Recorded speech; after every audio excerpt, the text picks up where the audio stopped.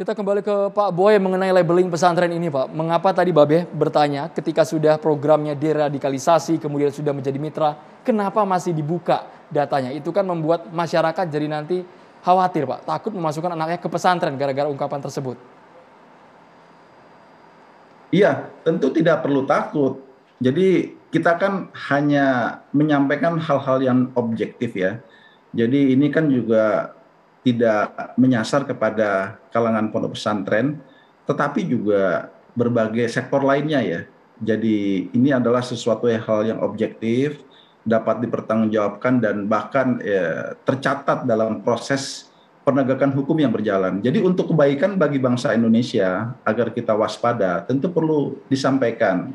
Dan sekali lagi kami bukan bermaksud memojokkan pondok pesantren, tetapi kita adalah bagaimana membuat kita memiliki kewaspadaan dini bahwa ideologi terorisme itu bisa masuk tanpa terasa. Dia seperti virus ya. Seperti virus COVID-19, tahu-tahu jadi bergejala atau OTG, tahu-tahu sakit dan sebagainya.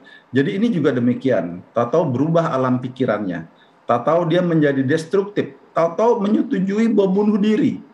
Coba berapa anak muda Indonesia yang menjadi korban bom bunuh diri? Dirinya sendiri dijadikan alat untuk melakukan bom bunuh diri. Kan itu bukan yang diajarkan dalam agama ya. Jadi mudah-mudahan kita semua semakin tersadar, ternyata mereka begitu masif mempropagandakan tujuannya, narasinya melalui generasi muda Indonesia yang berada di berbagai sektor pendidikan, termasuk di pondok pesantren. Ya, Pak Boy menjembatani pertanyaan publik, izin untuk diklarifikasi dan juga disampaikan responnya Pak Boy. Banyak kemudian yang mempertanyakan mengapa kemudian ini hanya dipublish begitu dibuka dari sekian ratus pondok pesantren. Mengapa tidak ada dari unsur pendidikan atau unsur kelompok lainnya? Oh pernah ada. Jadi dari kalangan ASN ada, dari kalangan aparat negara ada, dari kalangan dunia perguruan tinggi ada. Jadi bukan yang satu-satunya yang pernah disampaikan ya. Jadi bahkan hasil riset kita juga di kalangan anak SLTA juga pernah ada. Jadi kami pernah menyampaikan ya. Jadi bukan berarti ini hanya satu bidang. Maksud kami yang seperti pernah ini, kita sampaikan. Pak Boy. Ini kan ada juga tudingan bahwa menganggap mendiskreditkan Islam, Pak. Keyakinan tertentu. Sedangkan kan tadi para narasumber sepakat bahwa teroris tidak mengenal agama sama sekali. Ya, justru ini untuk menyampaikan pesan kepada publik bahwa teroris itu adalah bukan agama dan agama itu bukan teroris. Jadi justru kita bisa semakin membedakan mana yang ajaran teroris, mana yang ajaran agama.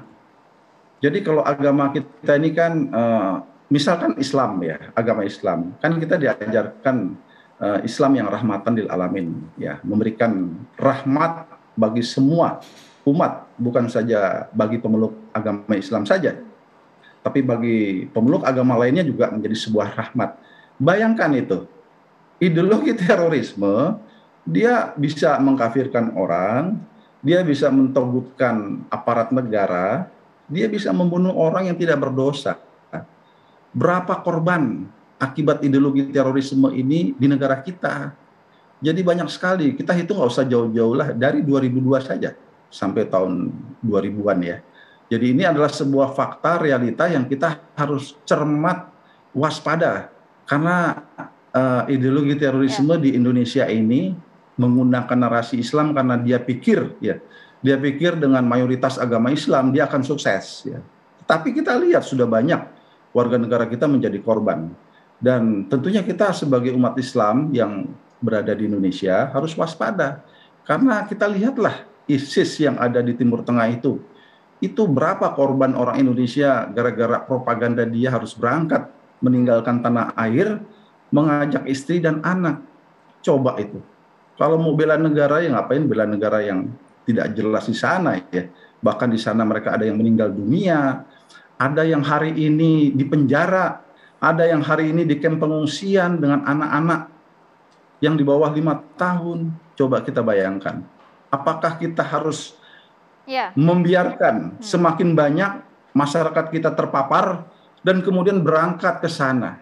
Ya, kita belum profiling semua loh yang 2000-an lebih itu. Belum lengkap ya profilingnya. Dan bisa jadi itu ada juga dari kalangan pondok pesantren mereka. Ya. Ya, mungkin selamat datang juga untuk Bang Fadlizon. Ada yang ingin ditanyakan langsung ke Pak Boy, silakan. Terima kasih. Assalamualaikum warahmatullahi wabarakatuh.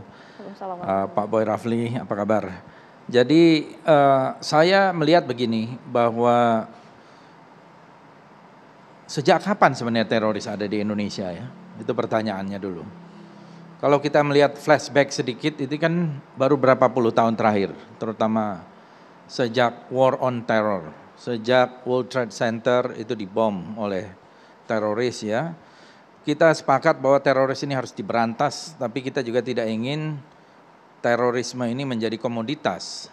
Sehingga harus ada, sampai kapan kita memberantas ini? Apakah akan sepanjang tahun? Karena kita tidak dengar.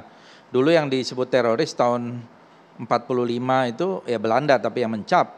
Yang disebut teroris itu adalah Bung Tomo. Itu disebut teroris oleh Belanda.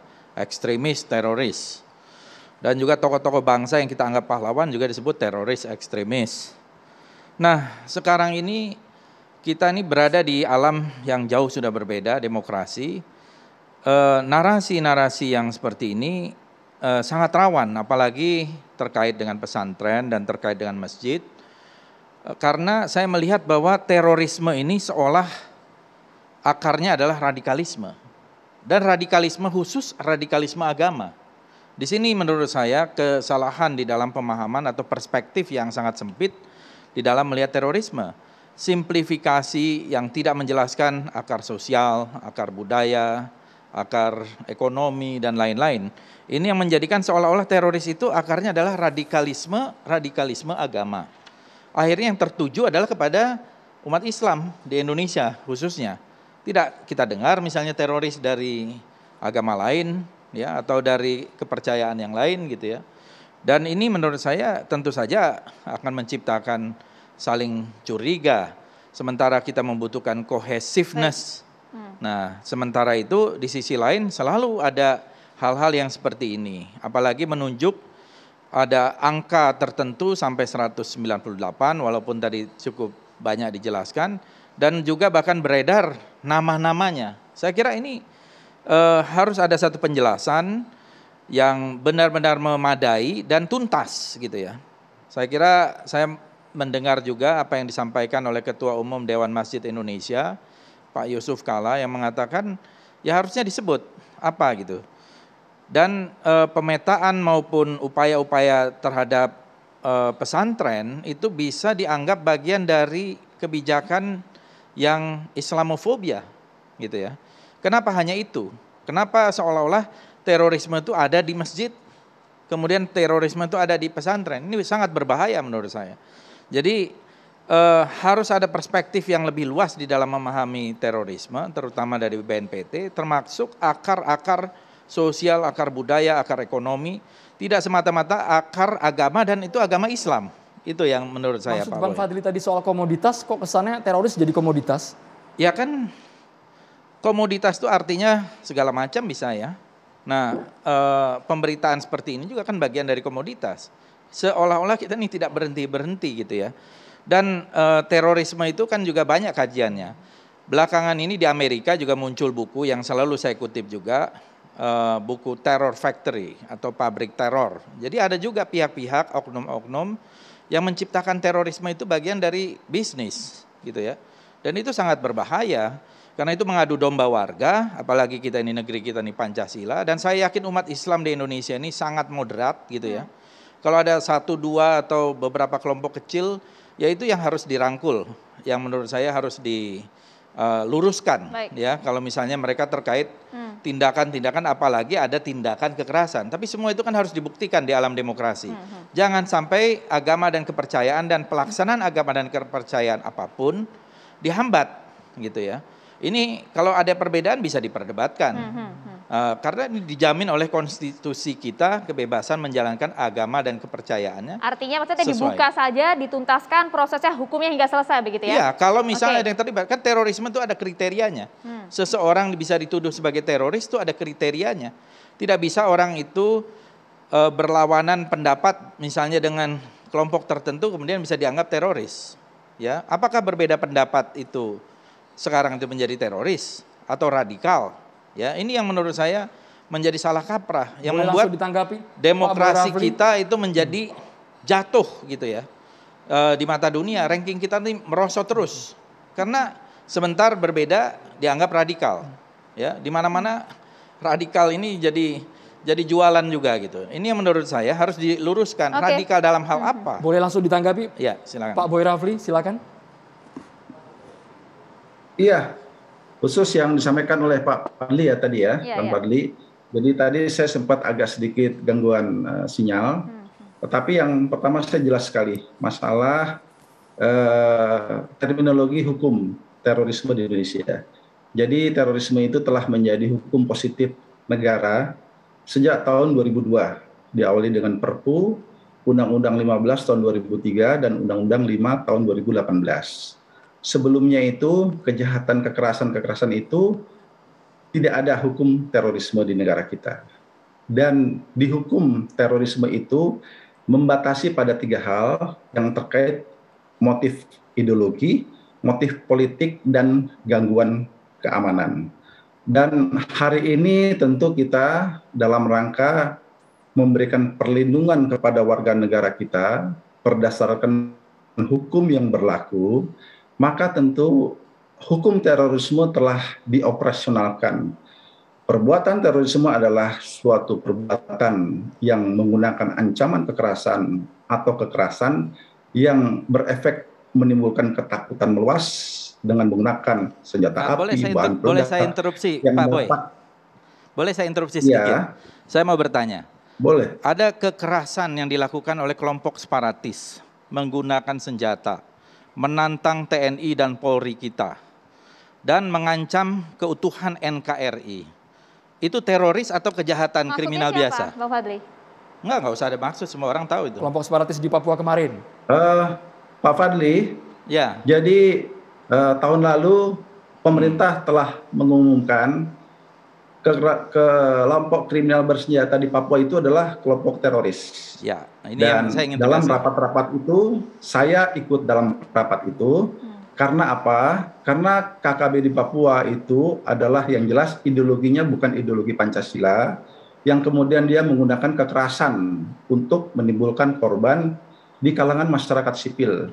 Hari ini kita masih mensosialisasikan hukum terorisme di Papua. Jadi ini berjalan, Pak Fadli. Terima kasih. Saya satu lagi, Pak Boy. Memang, karena memang. Ya. Boleh satu lagi, Pak Boy. Itu saya kira sangat jelas dan sangat bagus sekali langkah itu. Yang kedua pertanyaan saya adalah, apakah situasi terorisme yang ada oleh kelompok teroris separatis misalnya di Papua itu dianggap lebih mild atau lebih ringan ketimbang apa yang terjadi atau yang bisa disusupi kepada pesantren maupun pada masjid?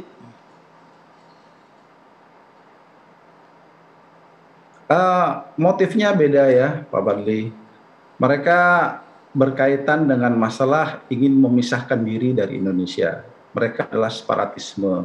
Tetapi dalam pencapaian tujuannya menggunakan kekerasan dan ancaman kekerasan dan menimbulkan korban jiwa, apalagi korban jiwa itu di masyarakat sipil. Sedangkan dari kelompok jaringan terorisme global yang diaminin oleh kelompok terorisme di dalam negeri, Jamaah Islamiyah, Jamaah Ansarud Daulah, mereka ingin mendirikan daulah Islamiyah. Jadi ini ada perbedaan. Tetapi mereka menghalalkan kekerasan dalam pencapaian tujuan. Negara kita negara demokrasi. Kalau pakai cara kekerasan, nggak laku di Indonesia. Karena konstitusi kita tidak mengatur hal itu. Justru bertentangan dengan konstitusi dan hukum negara kita. Jadi demikian. Terima kasih banyak Kepala BNPT Komjen Pol Boy Rafli Amar. Mas Islah, kita nanti ingin tanggapan Anda, apakah ini memang sudah objektif kajian dari BNPT atau sebenarnya pilih-pilih 198 pesantren ini memang sengaja seperti itu diumbar ke publik dan membuat kegaduhan seperti ini. Pandangannya seperti apa Mas Islah? Sesaat lagi hanya di Catatan Demokrasi pemirsa.